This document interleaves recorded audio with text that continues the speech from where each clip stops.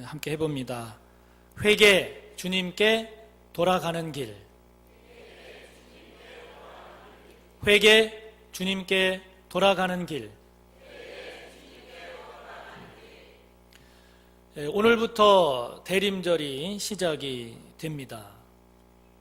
대림절 그 한자를 보면 대자는 기대할 대자입니다. 그러니까 기대한다는 것이죠. 무엇을 기대합니까? 그거는 이제 임할 임자를 쓰는데 임함을 기대한다는 것이죠. 무엇이 임함을 기대하겠습니까? 예수님의 임하심을, 즉 예수님의 탄생을, 지금은 이제 예수님의 다시 오심을 기대하는 절기. 그래서 대림절이라고 하는데, 성탄절인 12월 25일 그 앞에 있는 사주간을 그렇게 예수님의 탄생과 다시 오심을 기대하며 묵상하며 보내는 그런 기간, 이 사주간을 대림절이라고 합니다. 그 대림절이 오늘부터 시작됩니다. 오늘이 그 대림절 첫 번째 주일입니다. 한 주간도 아니고 이렇게 4주간 동안이나 기간을 정해서 길게 이렇게 예수님의 탄생, 다시 오심을 묵상하고 바라보고 생각하는 이유가 무엇일까요? 기독교 신앙의 핵심은 예수님입니다. 할렐루야. 기독교 신앙에서 다른 거는 혹이라도 뭐 있어도 되고 없어도 되고 그런다 할지라도 이것만큼은 있어야 됩니다 라고 하는 기독교 신앙의 가장 중요한 핵심, 본질, 예수님입니다. 기독교 신앙은 예수님을 처음 만나면서부터 시작이 됩니다. 그리고 그렇게 만난 예수님과 관계를 맺고 유지하며 살아갑니다. 그렇게 살아가는 그리스도인의 삶은 그 삶의 인생의 마지막 순간까지 예수님과 함께 살아가게 됩니다. 이처럼 예수 그리스도는 저와 여러분의 구원의 시작이고 저와 여러분에게 주어진 영생, 그 영생의 근거요 토대입니다. 우리 그리스도인이 살아가는 삶에, 또 우리가 추구하는 모든 가치관에 목표고 모델이고 목적이 바로 예수님입니다. 아멘. 그러므로 이러한 예수님이 갖는 이런 의미에 따라서 이 예수님께서 탄생하신 이 예수 그리스도의 탄생이 갖는 역사적, 신앙적 의미는 그래서 매우 큰 것이죠. 예수님이 이렇게 중요한 의미를 갖기 때문에 그분의 탄생, 이제는 다시 오실 그분을 생각하면서 그분과의 관계에서 저와 여러분의 삶을, 우리의 신앙을 돌아보는 것은 우리의 삶과 신앙을 근본적으로 점검하고 보다 더 온전한 그런 그리스도인으로 저와 여러분을 새롭게 하는 아주 중요한 계기가 되는 것이죠. 오늘도 이렇게 주일이 되어서 지난 한 주간을 이렇게 생각을 해보면 모든 분들, 거의 대부분의 분들이 느끼시는 것이 뭐냐면 어쩌면 그렇게 일주일이 후딱 지나갔느냐 하는 거예요. 뭐 하루가 빨리 지나가는 것은 물론이고 한 주간이 어쩌면 그렇게 빨리 지나갔는지 모르겠다, 참 바쁘게 살았다 라고 하는 것을 대부분 이야기를 하십니다. 뭐가 그렇게 바쁜지 한 주간이 그냥 후딱 지나간 거예요. 어른들만 바쁜 게 아니에요. 어린이집을 다니는 어린애도 바빠요. 유치원을 다니는 어린이도 바빠요. 초등학생도 바빠요. 중학생도 바쁘고 고등학생도 바쁘고 청년들도 바빠요. 그 누구를 붙잡고 이야기를 들어보면 아유, 목사님 지난 한 주간 시간이 안 가서 지루해서 혼났어요, 그렇게 말하는 사람은 아무도 없어요. 다 바쁘게 살아가요.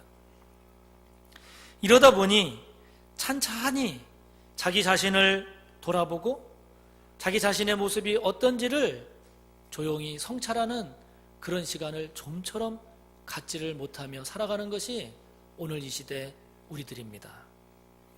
정신없이 바쁘게 사는 것 좋지요. 그러나 바쁘게만 살아가는 그 삶은 결코 바람직하지 않습니다.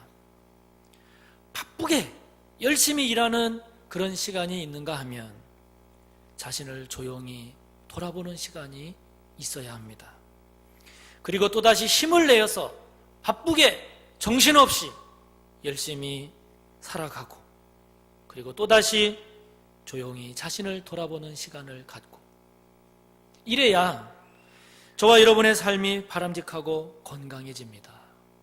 이래야 우리 자신의 삶을 보다 값지고 알차게 채워갈 수가 있지요. 아멘.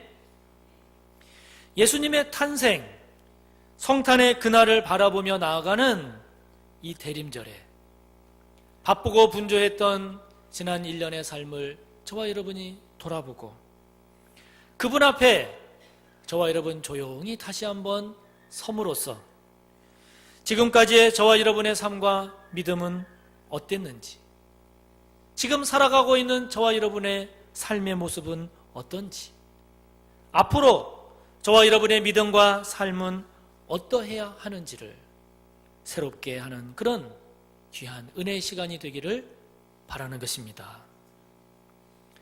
오늘 본문 스가랴서는 스가랴 선지자에게 임한 하나님의 말씀입니다. 본문 1절에 나오는 다리오 왕 제2년, 이것은 서기로 바꾸면 주전 520년이에요.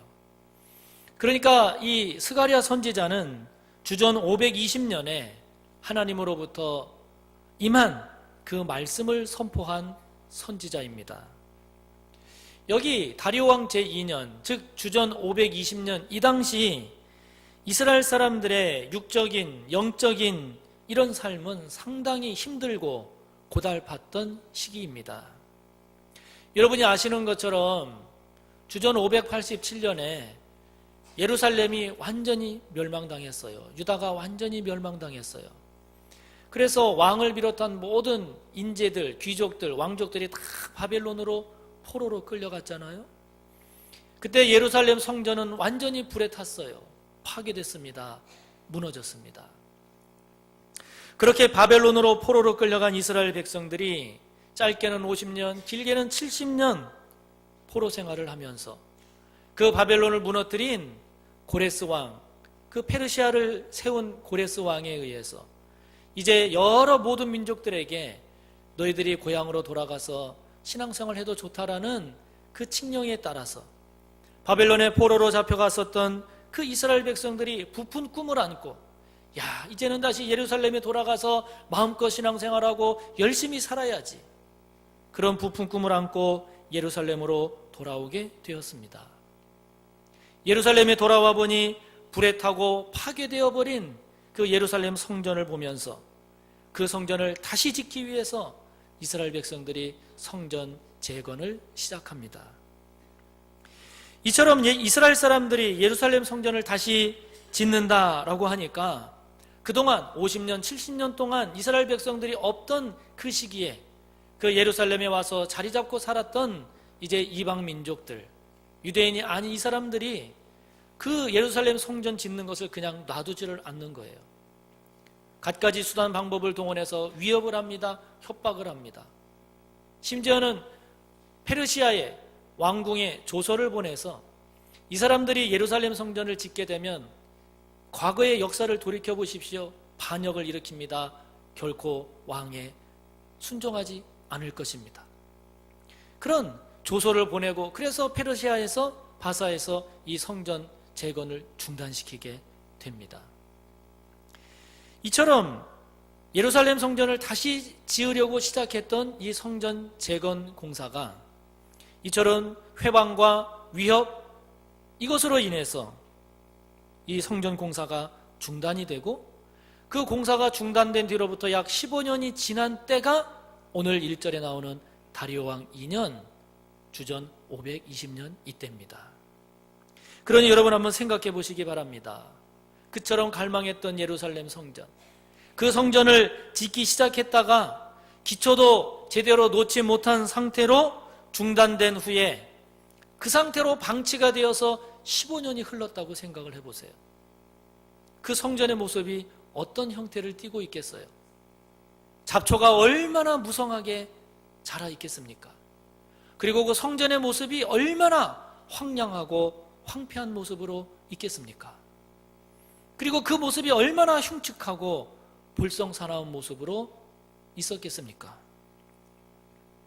이스라엘 백성들도 성전 재건운동이 중단되고 이제 신앙의 중심이 없다 보니 15년이 지난 그 당시에 이스라엘 백성들의 신앙의 중심이 다 무너져 있는 거예요.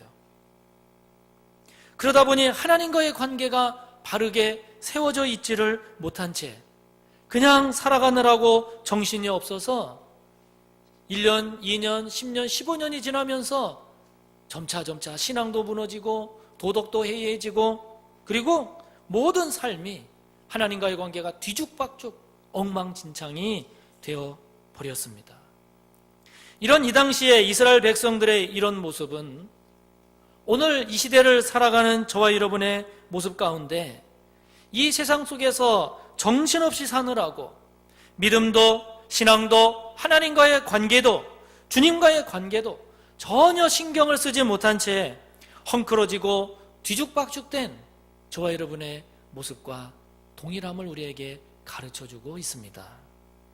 그러므로 오늘 이스라엘 백성들을 향한 이 하나님의 말씀은 오늘 이 시대를 살아가는 저와 여러분을 향한 하나님의 말씀입니다. 할렐루야! 하나님은 오늘 이 스가랴 선지자를 통해서 저와 여러분에게 무엇을 말씀하고자 하는 것일까요? 특별히 대림절을 맞이하며 이 하나님의 말씀이 저와 여러분에게 어떤 의미로 다가올까요? 먼저 2절을 보면 하나님은 하나님의 백성에게 심히 노하셨다고 말씀하십니다. 2절을 함께 읽어봅니다. 여호와가 너희의 조상들에게 심히 진노하였느니라. 하나님이 진노하셨대요. 아주 심히 진노하셨대요. 왜 하나님께서 이렇게 진노하셨을까요? 4절을 보면 이스라엘 백성들이 악한 길, 악한 행위에서 돌이키지 않았기 때문이라고 말씀하십니다. 4절을 같이 읽어봅니다. 너희 조상들을 본받지 말라.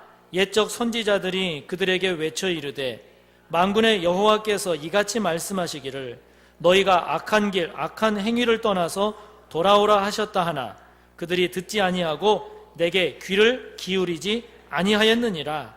여호와의 말이니라. 안 돌이켰다는 거예요. 이스라엘 백성들이 걸었던 악한 길, 이스라엘 백성들이 행했던 악한 행위, 여러분 그것이 무엇일까요? 앞서 말씀드린 대로 성전을 짓다가 중단된 채 15년 동안 방치되어 있는 그 성전의 모습, 그 황량하고 황폐하고 잡초가 무성한 그 모습, 그 모습이 바로 그 당시 이스라엘 백성들의 신앙과 삶의 현주소를 그대로 보여주고 있는 것이죠. 살아가는 것이 힘들다고 성전을 제대로 세울 생각을 안 합니다. 성전을 짓자니 물질로 헌신해야 되는데 그것이 부담스러워서 성전을 다시 바로 세울 생각을 하지 않습니다. 더군다나 주변에서 위협하고 협박을 하니까 무섭다고 성전을 바로 세우는 일에 헌신하지를 못합니다. 먹고 살아야 하니까 하나님과의 관계를 생각하는 것이 아니라 세상 속에서 살아갈 그 생각만 하게 됩니다. 하나님의 법도와 말씀을 묵상하며 그 뜻을 따르는 것이 아니라 당장의 삶을 위해서 그런 것들은 고상하다고 뒷전으로 밀어놓습니다. 당장의 이익을 위해서 세상과 타협합니다. 죄를 짓더라도 먹고 살자니 어쩔 수 없다고 정당화합니다. 점점 죄의 빈도가 많아집니다. 깊이가 더해져 갑니다. 하나님과의 관계가 더욱 소원해집니다. 그러다 보니 죄가 점점 많아지고 깊어지고 커져갑니다. 그런 이스라엘 백성들의 모습을 보고 하나님께서 진노하셨다는 거예요. 하나님께서 심히 진노하셨다는 것입니다. 대림절을 맞이하는 오늘 저와 여러분 또한 이런 이스라엘 백성들의 모습이 없는가, 이것을 돌아봐야 되지 않겠습니까? 바쁘다는 핑계로 하나님과의 관계가 잡초만무성한 그런 황폐한 그런 성전과 같은 모습은 아닌가 돌아봐야 되지 않겠습니까? 살아가자니 어쩔 수 없다는 이유로 신앙도 믿음도 뒷전으로 점점 미룬 채 세상 속에서 안 믿는 사람과 똑같은 모습으로 살아가고 있지는 않습니까? 다른 사람들도 그렇게 사니 나도 별 수 없다는 그런 합리화로 죄인 줄을 알면서도 그 죄를 행하고 있지는 않습니까? 아니, 이제는 어느덧 죄를 죄로 여기지 않고 살고 있지는 않습니까? 하나님께서 저와 여러분을 보시며 저와 여러분의 입에서 나가는 말, 저와 여러분의 머릿속에서 가지고 있는 생각, 저와 여러분의 살아가는 그 삶의 모습을 보고 하나님께서 진노하실 만한 그런 모습은 없는가 하는 것입니다. 저 또한 이 말씀을 묵상하며 이번 대림절을 맞이하면서 저도 다시 한번 저의 믿음을 근본적으로 다시 한번 돌아보려고 하는 것입니다. 지금까지의 저의 삶을 다시 한번 하나님 앞에서 점검해 보고자 하는 것입니다. 하나님께서 저를 보시면서 진노하실 만한 그런 모습은 무엇일까? 내가 여전히 걷고 있는 악한 길은 무엇인가? 내가 여전히 행하고 있는 악한 행위는 없는가? 찬찬히 돌아보는 가운데 이런 죄인을 구원하시기 위해서 그 하늘 영광 버리고 이 땅에 오신 그 주님 앞에 다시 서 보려고 하는 것입니다. 그리고 그 주님을 새롭게 맞이하며 저 또한 지금보다 더 나은, 더 온전한 그런 하나님의 백성, 그런 그리스도의 제자로 다시 서고 싶은 기대를 갖고자 하는 것입니다. 사랑하는 성도 여러분, 여러분들에게도 이 대림절의 이 기간이 그런 시간, 그런 계기가 주어지기를 간절히 바랍니다. 이를 위해서 하나님 3절을 보면 이렇게 말씀하십니다. 너희는 내게로 돌아오라. 그리하면 내가 너희에게로 돌아가리라. 3절을 우리 다시 한번 읽어봅니다. 그러므로 너는 그들에게 말하기를 만군의 여호와께서 이처럼 이르시되 너희는 내게로 돌아오라. 만군의 여호와의 말이니라. 그리하면 내가 너희에게로 돌아가리라. 만군의 여호와의 말이니라. 할렐루야. 돌아오라. 여러분, 이 돌이키는 것만큼 대단한 일이 있을까요? 사람이 내가 지금까지 이렇게 살아가는 이 모습이 잘못된 것이구나, 그러면서 돌이키는 이 돌이킴보다 여러분 더 위대한 일이 있을까요?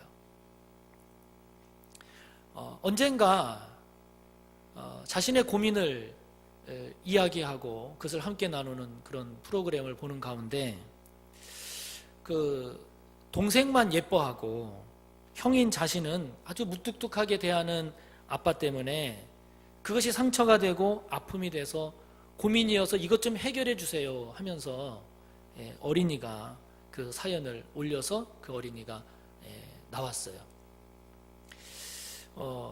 그 어린아이가 막 아빠가 동생을 이렇게만 예뻐하고 나는 이렇게 무뚝뚝하게 대하고 나는 이렇게 구박하고 동생은 이렇게 막 예뻐하고 막 그런 얘기를 하는 거예요. 그러니까 진행하는 사람이 그 아버지한테 그러셨냐고 그랬더니 그 아빠가 그렇다고 말했겠어요? 안 그렇다고 말했겠어요? 전혀 안 그렇다고 그랬다는 거예요. 그래서 나는 똑같이 대했는데 왜 큰애가 저렇게 생각을 하는지 나는 그게 이해가 안 된다고 그러는 거예요.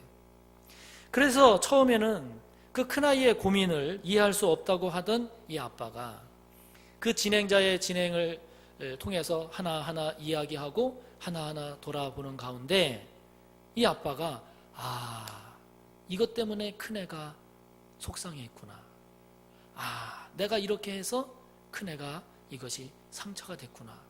그런 것을 이제 하나하나 알게 된 거예요.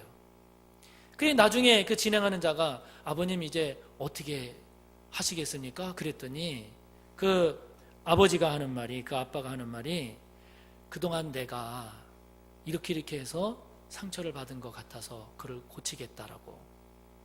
그러니까 이제 그 큰아이 아들에게 그럼 아버지 한마디 좀 하시라고. 그러니까 그 아빠가 그 큰애한테 얘야, 난 네가 이런 것 때문에 이렇게 상처받고 아파하는 거를 내가 몰랐는데 아빠가 그동안 이렇게 해서 네가 참 많이 힘들어했구나. 미안해. 이제는 아빠가 너도 동생만큼, 아니 동생보다 더 이뻐해 줄게. 이랬더니요, 그 앞에 나왔던 큰아이가 닭똥 같은 눈물을 그냥 막 툭툭툭툭 떨어뜨리면서 울면서 너무 좋아하는 거예요. 그냥 막 입에 미소가 그냥 막 너무 가득한 거예요. 여러분, 돌이키는 일보다 위대한 일이 있을까요? 돌이키는 일보다 더 잘할 수 있는 일이 있을까요? 지금까지 걷던 그 잘못된 길을 돌이켜서 그 발걸음을 새롭게 하는 것. 돌이키는 일보다 더 아름다운 모습은 없지 않겠습니까? 하나님 편에서 볼 때도 저와 여러분이 하나님 앞에서 악한 길, 악한 행위를 그 모습을 지니며 살아가던 그 모습에서 저와 여러분이 돌이켜서 새로운 발걸음을 내딛고 새로운 삶을 향하여 나아간다라고 하면 그 모습보다 하나님께서 저와 여러분을 더 기쁘게 여기실 만한 모습이 또 어디 있을까요? 그런 저와 여러분의 모습을 보면서 하나님께서 더 기뻐하실 일이 여러분 또 무엇이 있겠습니까? 회개라고 하는 것이 바로 이것입니다. 회개의 의미는 내가 뭔가를 잘못 생각했구나, 잘못했구나 생각으로 그치는 것이 아니라 가고 있던 그 길을 돌이켜서 구체적으로, 현실적으로 새롭게 하는 것. 그것이 회개입니다. 그러므로 이 회개의 자리가 회복의 시작인 것이죠. 회개가 바로 주님과의 관계를 회복하는 출발이 되는 것입니다. 이 회개가 하나님의 진노를 막고 하나님과의 관계를 새롭게 하는 그 회복의 출발이 바로 회개의 자리이죠. 할렐루야. 그래서 여러분, 회개만이 하나님께로 돌아가는 발걸음이고 회개만이 주님께로 돌아가는 몸부림이고 회개만이 하나님과의 관계를 회복하는 복된 길입니다. 할렐루야. 여기 돌아가다라고 쓰인, 돌아오다라고 쓰인 슈브라고 하는 이 히브리어는 원래 자리로 돌아가다 하는 뜻이에요. 그렇게 마음을 돌이키다라는 뜻입니다. 그래서 회개는 다른 게 아닙니다. 떠났던 그 자리로 다시 돌아가는 것입니다. 회개는 다른 것이 아닙니다. 우리의 마음을 돌이켜서 주님께 돌아가는 것입니다. 그렇기 때문에 악한 행위보다 더 큰 죄는 회개의 기회가 주어졌을 때 회개하지 않는 것입니다. 대림절이 저와 여러분 다시 하나님께로 돌아가는 그 시간이 되기를 축복합니다. 대림절의 이 기간이 예수님께로 돌이키는 은혜의 시간이 되시기를 간절히 바랍니다. 저와 여러분이 돌이켜야 할 모습이 무엇일까요?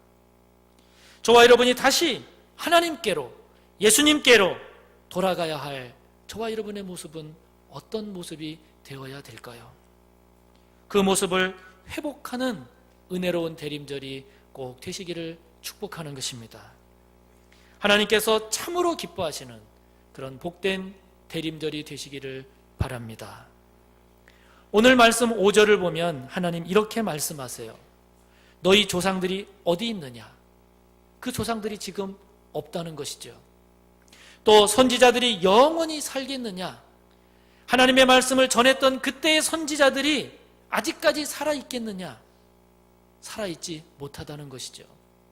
그때 그 하나님의 말씀을 전했던 그 선지자들도 지금은 없다는 것입니다. 그러면서 6절에 하나님이 이렇게 말씀하십니다.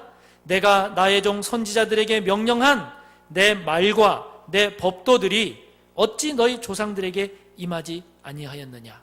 임했다는 것이죠. 하나님의 말씀, 하나님의 법도가 조상들에게 임했다는 것입니다.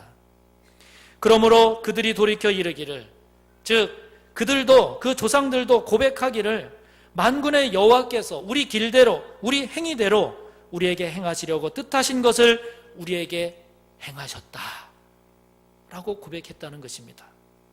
무슨 말씀입니까? 이스라엘 백성들의 조상들도 지금 없고, 하나님의 말씀을 전했던 그 선지자들도 지금까지 살아있는 사람 아무도 없지만, 오직 있는 것은, 오직 이루어진 것은 하나님의 말씀이요, 하나님의 법도요, 하나님의 뜻이라는 것입니다. 할렐루야. 하나님의 뜻만이, 하나님의 말씀만이 영원해서 지금 우리의 길대로, 우리의 행위대로 하나님께서 그 말씀, 그 뜻을 행하신다는 것입니다. 다시 말하면 영원한 것은 하나님의 말씀이라는 것이죠.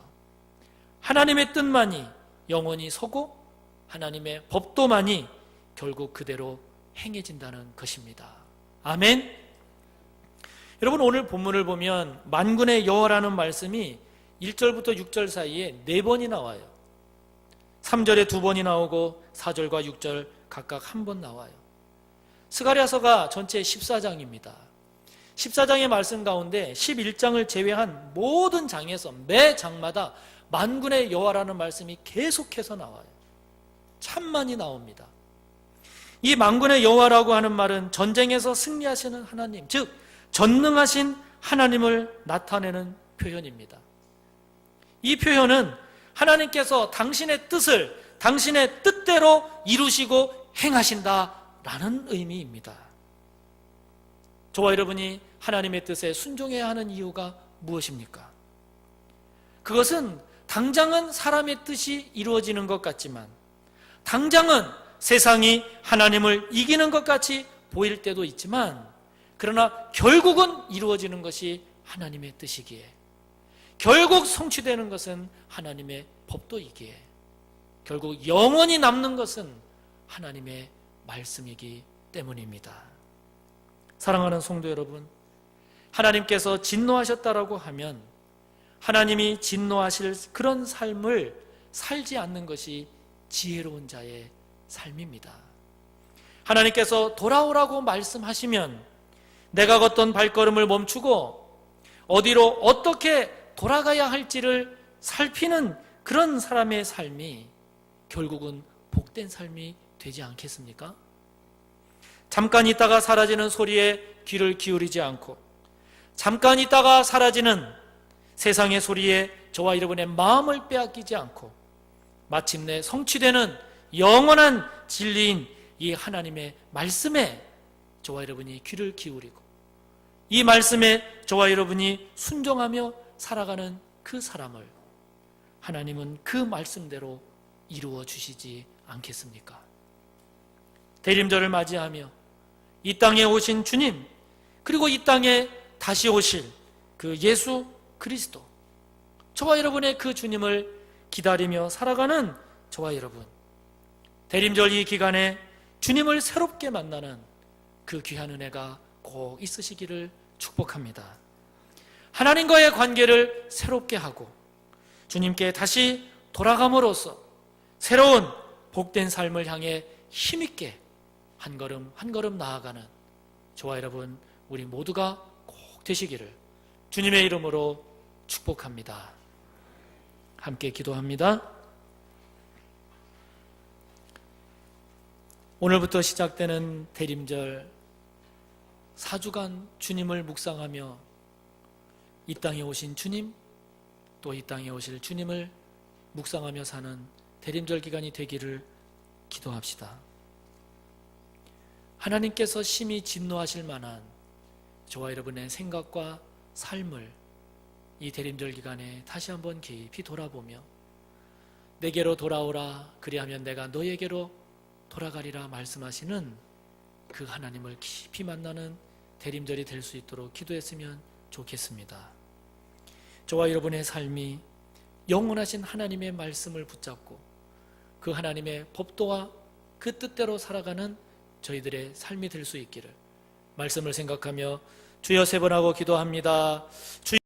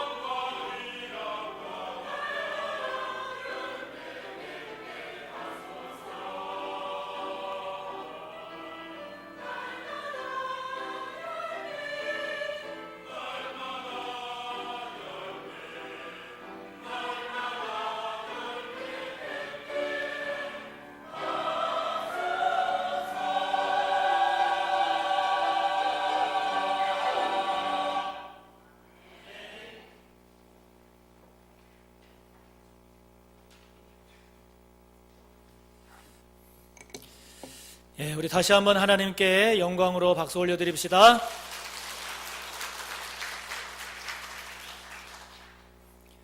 예, 오늘 함께 나눌 말씀의 제목을 함께 해봅니다. 회개, 주님께 돌아가는 길. 회개, 주님께 돌아가는 길. 예, 오늘부터 대림절이 시작이 됩니다. 대림절 그 한자를 보면 대자는 기대할 대자입니다.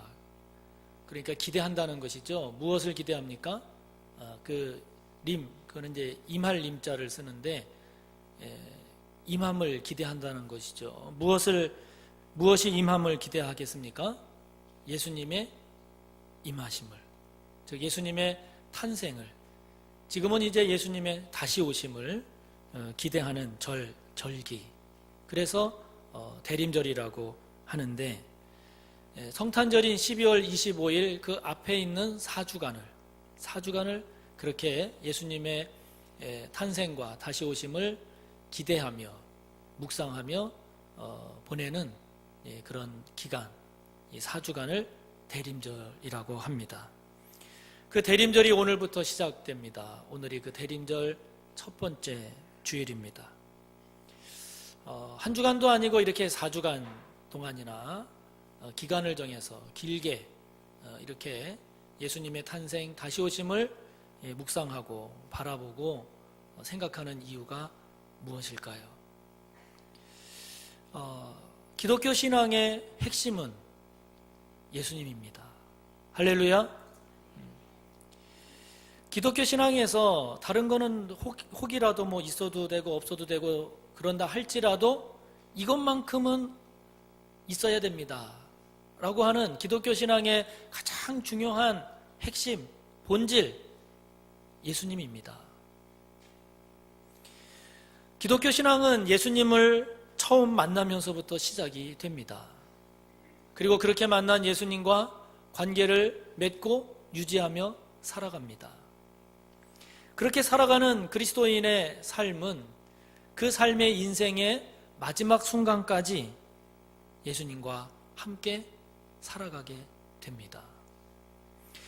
이처럼 예수 그리스도는 저와 여러분의 구원의 시작이고 저와 여러분에게 주어진 영생, 그 영생의 근거요 토대입니다. 우리 그리스도인이 살아가는 삶에 또 우리가 추구하는 모든 가치관에 목표고 모델이고 목적이 바로 예수님입니다.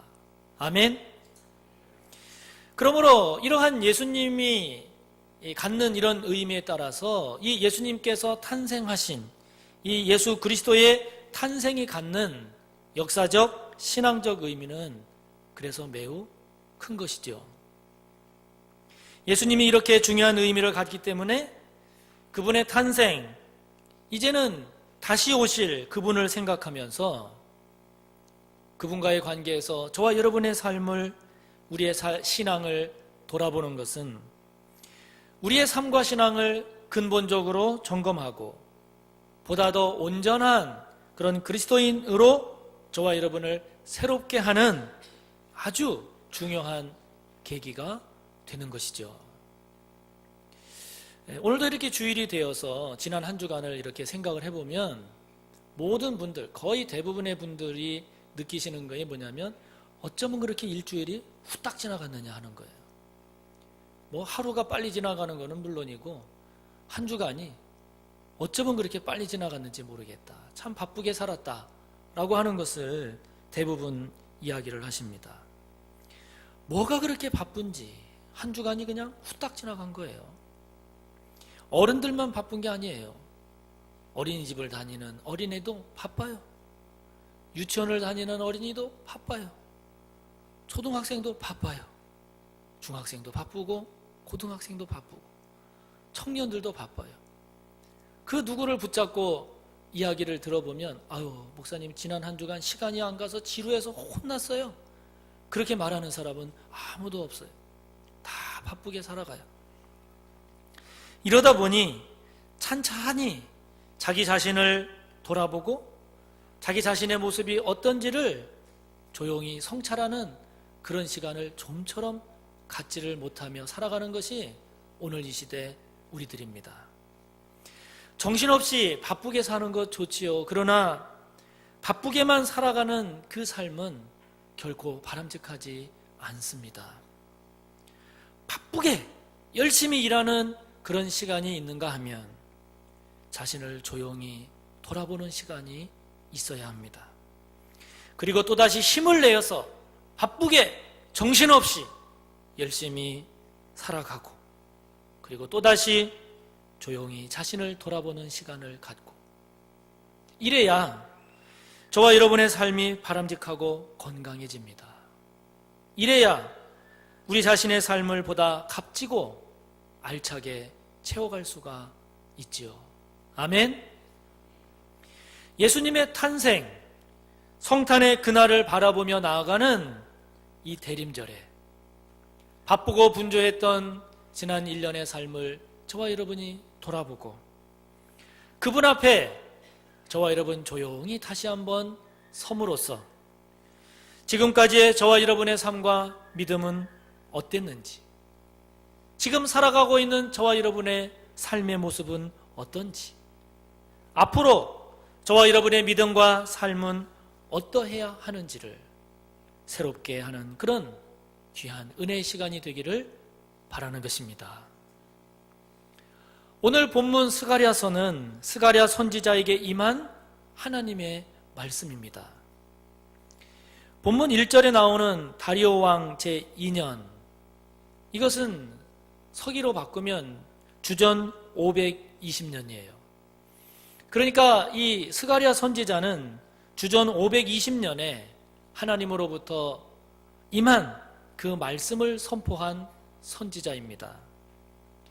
여기 다리오 왕 제2년, 즉 주전 520년, 이 당시 이스라엘 사람들의 육적인, 영적인 이런 삶은 상당히 힘들고 고달팠던 시기입니다.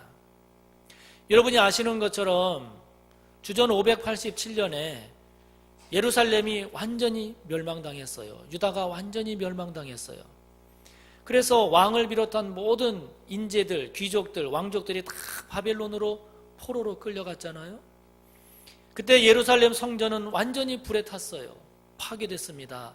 무너졌습니다. 그렇게 바벨론으로 포로로 끌려간 이스라엘 백성들이 짧게는 50년, 길게는 70년 포로 생활을 하면서 그 바벨론을 무너뜨린 고레스 왕, 그 페르시아를 세운 고레스 왕에 의해서 이제 여러 모든 민족들에게 너희들이 고향으로 돌아가서 신앙생활 해도 좋다라는 그 칙령에 따라서 바벨론의 포로로 잡혀갔었던 그 이스라엘 백성들이 부푼 꿈을 안고, 야, 이제는 다시 예루살렘에 돌아가서 마음껏 신앙생활하고 열심히 살아야지, 그런 부푼 꿈을 안고 예루살렘으로 돌아오게 되었습니다. 예루살렘에 돌아와 보니 불에 타고 파괴되어 버린 그 예루살렘 성전을 보면서 그 성전을 다시 짓기 위해서 이스라엘 백성들이 성전 재건을 시작합니다. 이처럼 이스라엘 사람들이 예루살렘 성전을 다시 짓는다라고 하니까 그동안 50년, 70년 동안 이스라엘 백성들이 없던 그 시기에 그 예루살렘에 와서 자리 잡고 살았던 이제 이방 민족들, 유대인이 아닌 이 사람들이 그 예루살렘 성전 짓는 것을 그냥 놔두지를 않는 거예요. 갖가지 수단 방법을 동원해서 위협을 합니다. 협박을 합니다. 심지어는 페르시아의 왕궁에 조서를 보내서 이 사람들이 예루살렘 성전을 짓게 되면 과거의 역사를 돌이켜 보십시오. 반역을 일으킵니다. 결코 왕에 순종하지 않을 것입니다. 그런 조서를 보내고, 그래서 페르시아에서, 바사에서 이 성전 재건을 중단시키게 됩니다. 이처럼 예루살렘 성전을 다시 지으려고 시작했던 이 성전 재건 공사가 이처럼 회방과 위협, 이것으로 인해서 이 성전 공사가 중단이 되고, 그 공사가 중단된 뒤로부터 약 15년이 지난 때가 오늘 1절에 나오는 다리오 왕 2년, 주전 520년 이때입니다. 그러니 여러분 한번 생각해 보시기 바랍니다. 그처럼 갈망했던 예루살렘 성전, 그 성전을 짓기 시작했다가 기초도 제대로 놓지 못한 상태로 중단된 후에 그 상태로 방치가 되어서 15년이 흘렀다고 생각을 해보세요. 그 성전의 모습이 어떤 형태를 띠고 있겠어요? 잡초가 얼마나 무성하게 자라 있겠습니까? 그리고 그 성전의 모습이 얼마나 황량하고 황폐한 모습으로 있겠습니까? 그리고 그 모습이 얼마나 흉측하고 볼썽사나운 모습으로 있었겠습니까? 이스라엘 백성들도 성전 재건 운동이 중단되고 이제 신앙의 중심이 없다 보니 15년이 지난 그 당시에 이스라엘 백성들의 신앙의 중심이 다 무너져 있는 거예요. 그러다 보니 하나님과의 관계가 바르게 세워져 있지를 못한 채 그냥 살아가느라고 정신이 없어서 1년, 2년, 10년, 15년이 지나면서 점차 신앙도 무너지고 도덕도 해이해지고, 그리고 모든 삶이 하나님과의 관계가 뒤죽박죽 엉망진창이 되어 버렸습니다. 이런 이 당시에 이스라엘 백성들의 이런 모습은 오늘 이 시대를 살아가는 저와 여러분의 모습 가운데 이 세상 속에서 정신없이 사느라고 믿음도 신앙도 하나님과의 관계도 주님과의 관계도 전혀 신경을 쓰지 못한 채 헝클어지고 뒤죽박죽된 저와 여러분의 모습과 동일함을 우리에게 가르쳐주고 있습니다.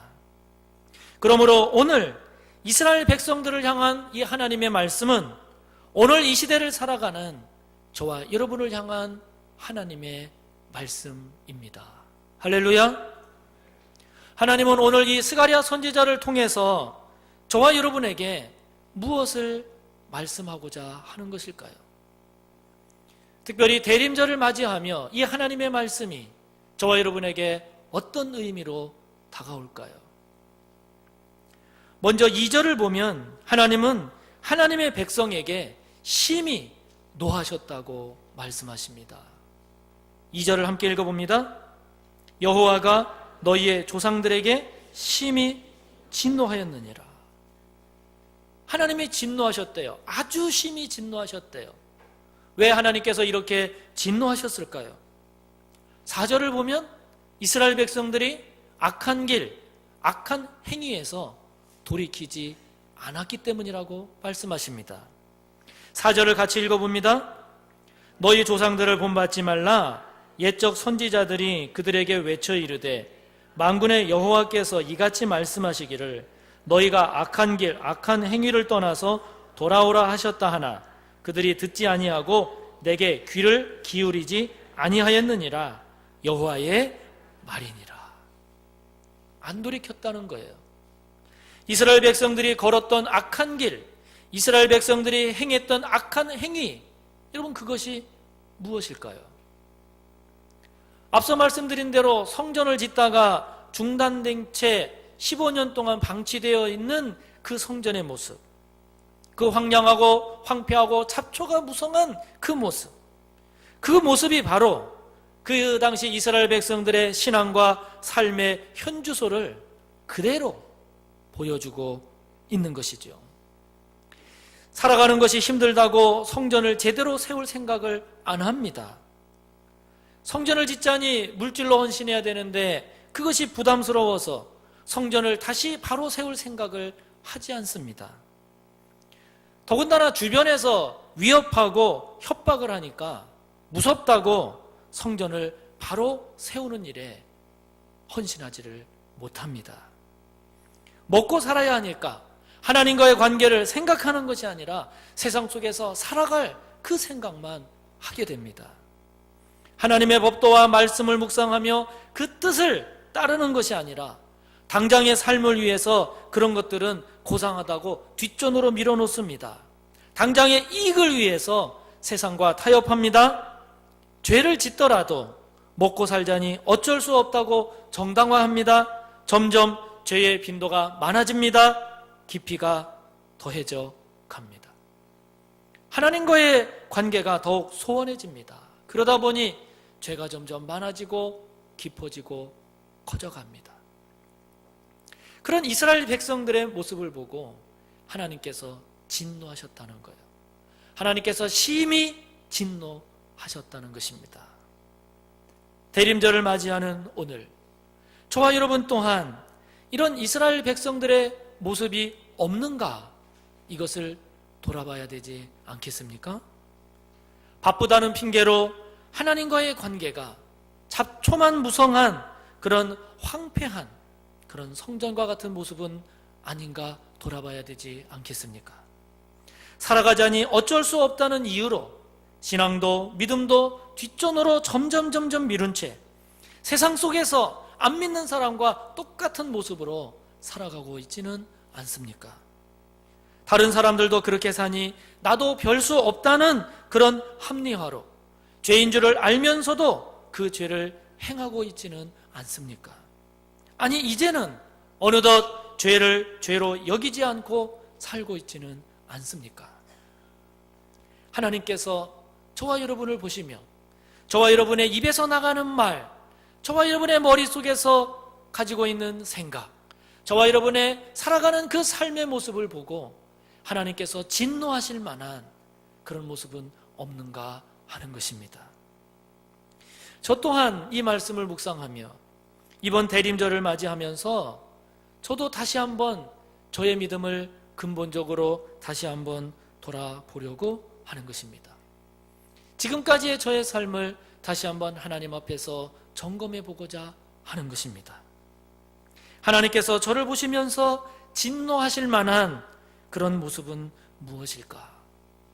내가 여전히 걷고 있는 악한 길은 무엇인가?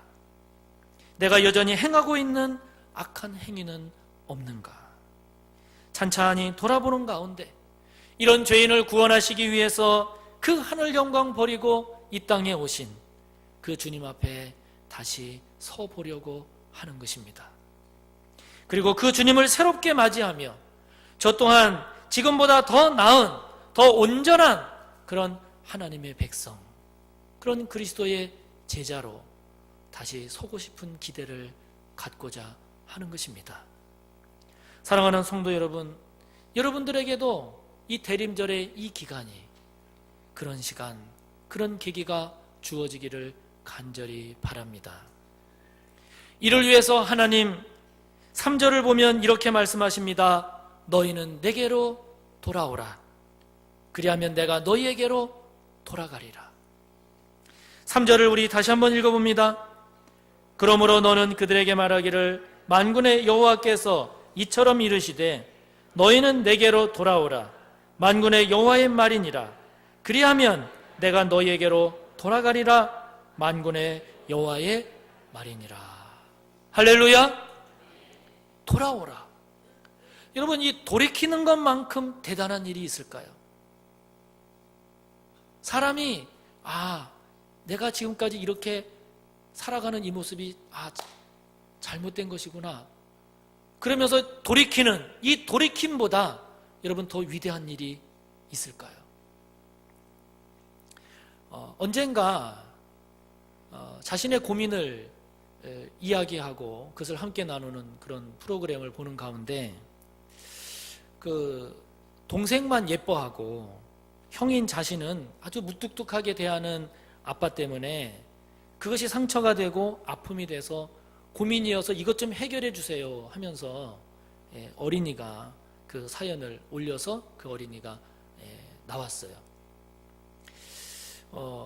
그 어린아이가 막 아빠가 동생을 이렇게만 예뻐하고 나는 이렇게 무뚝뚝하게 대하고 나는 이렇게 구박하고 동생은 이렇게 막 예뻐하고 막 그런 얘기를 하는 거예요. 그러니까 진행하는 사람이 그 아버지한테 그러셨냐고 그랬더니 그 아빠가 그렇다고 말했겠어요? 안 그렇다고 말했겠어요? 전혀 안 그렇다고 그랬다는 거예요. 그래서 나는 똑같이 대했는데 왜 큰애가 저렇게 생각을 하는지 나는 그게 이해가 안 된다고 그러는 거예요. 그래서 처음에는 그 큰아이의 고민을 이해할 수 없다고 하던 이 아빠가 그 진행자의 진행을 통해서 하나하나 이야기하고 하나하나 돌아보는 가운데 이 아빠가 이것 때문에 큰애가 속상했구나. 내가 이렇게 해서 큰애가 이것이 상처가 됐구나. 그런 것을 이제 하나하나 알게 된 거예요. 그래 나중에 그 진행하는 자가 아버님 이제 어떻게 하시겠습니까? 그랬더니 그 아버지가 하는 말이, 그 아빠가 하는 말이 그동안 내가 이렇게 해서 상처를 받은 것 같아서 그를 고치겠다라고.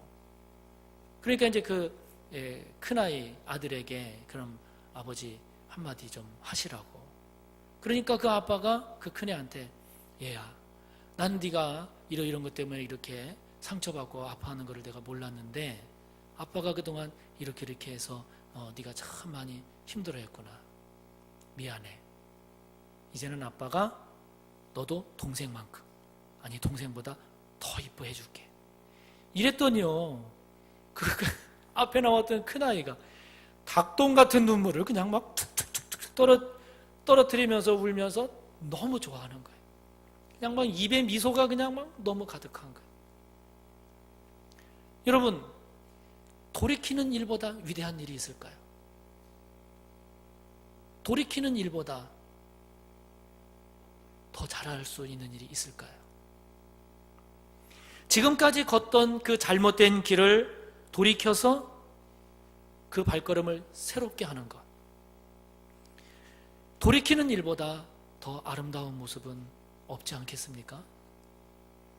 하나님 편에서 볼 때도 저와 여러분이 하나님 앞에서 악한 길, 악한 행위를 그 모습을 지니며 살아가던 그 모습에서 저와 여러분이 돌이켜서 새로운 발걸음을 내딛고 새로운 삶을 향하여 나아간다라고 하면 그 모습보다 하나님께서 저와 여러분을 더 기쁘게 여기실 만한 모습이 또 어디 있을까요? 그런 저와 여러분의 모습을 보면서 하나님께서 더 기뻐하실 일이 여러분 또 무엇이 있겠습니까? 회개라고 하는 것이 바로 이것입니다. 회개의 의미는 내가 뭔가를 잘못 생각했구나, 잘못했구나 생각으로 그치는 것이 아니라 가고 있던 그 길을 돌이켜서 구체적으로, 현실적으로 새롭게 하는 것. 그것이 회개입니다. 그러므로 이 회개의 자리가 회복의 시작인 것이죠. 회개가 바로 주님과의 관계를 회복하는 출발이 되는 것입니다. 이 회개가 하나님의 진노를 막고 하나님과의 관계를 새롭게 하는 그 회복의 출발이 바로 회개의 자리이죠. 할렐루야.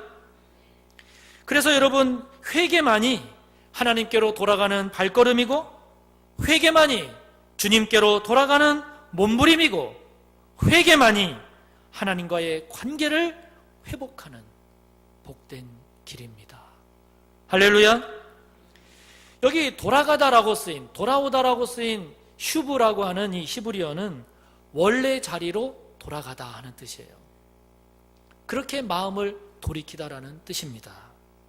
그래서 회개는 다른 게 아닙니다. 떠났던 그 자리로 다시 돌아가는 것입니다. 회개는 다른 것이 아닙니다. 우리의 마음을 돌이켜서 주님께 돌아가는 것입니다. 그렇기 때문에 악한 행위보다 더 큰 죄는 회개의 기회가 주어졌을 때 회개하지 않는 것입니다. 대림절이 저와 여러분 다시 하나님께로 돌아가는 그 시간이 되기를 축복합니다. 대림절의 이 기간이 예수님께로 돌이키는 은혜의 시간이 되시기를 간절히 바랍니다. 저와 여러분이 돌이켜야 할 모습이 무엇일까요? 저와 여러분이 다시 하나님께로, 예수님께로 돌아가야 할 저와 여러분의 모습은 어떤 모습이 되어야 될까요? 그 모습을 회복하는 은혜로운 대림절이 꼭 되시기를 축복하는 것입니다. 하나님께서 참으로 기뻐하시는 그런 복된 대림절이 되시기를 바랍니다. 오늘 말씀 5절을 보면 하나님 이렇게 말씀하세요. 너희 조상들이 어디 있느냐? 그 조상들이 지금 없다는 것이죠. 또 선지자들이 영원히 살겠느냐? 하나님의 말씀을 전했던 그때의 선지자들이 아직까지 살아있겠느냐? 살아있지 못하다는 것이죠. 그때 그 하나님의 말씀을 전했던 그 선지자들도 지금은 없다는 것입니다. 그러면서 6절에 하나님이 이렇게 말씀하십니다. 내가 나의 종 선지자들에게 명령한 내 말과 내 법도들이 어찌 너희 조상들에게 임하지 아니하였느냐? 임했다는 것이죠. 하나님의 말씀, 하나님의 법도가 조상들에게 임했다는 것입니다. 그러므로 그들이 돌이켜 이르기를, 즉 그들도, 그 조상들도 고백하기를 만군의 여호와께서 우리 길대로, 우리 행위대로 우리에게 행하시려고 뜻하신 것을 우리에게 행하셨다 라고 고백했다는 것입니다. 무슨 말씀입니까?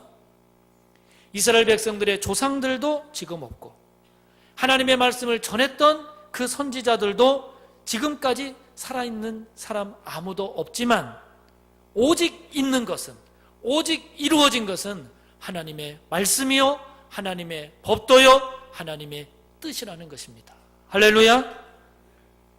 하나님의 뜻만이, 하나님의 말씀만이 영원해서 지금 우리의 길대로, 우리의 행위대로 하나님께서 그 말씀, 그 뜻을 행하신다는 것입니다. 다시 말하면 영원한 것은 하나님의 말씀이라는 것이죠. 하나님의 뜻만이 영원히 서고 하나님의 법도만이 결국 그대로 행해진다는 것입니다. 아멘.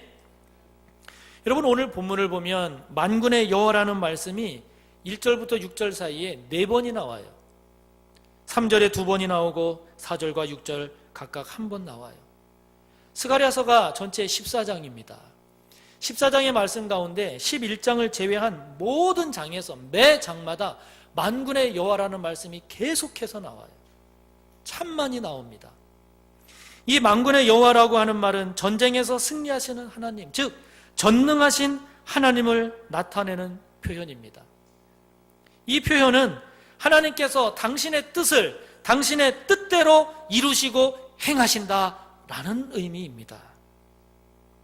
저와 여러분이 하나님의 뜻에 순종해야 하는 이유가 무엇입니까?